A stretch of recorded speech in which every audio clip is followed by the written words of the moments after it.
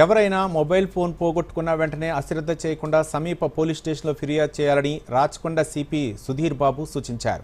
Rachakonda commissionerate పరిధిలో గత 2 నెలలుగా దాదాపు 3.5 కోట్ల రూపాయల విలువైన 1130 మొబైల్ ఫోన్లు రికవరీ చేసినట్లు తెలిపారు.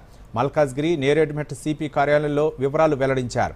ఎల్బీ నగర్, మల్కాజ్గిరి, భువనగిరి జోన్ల పరిధిలో ఈ మొబైల్స్ను రికవరీ చేసినట్లు సిపి తెలిపారు.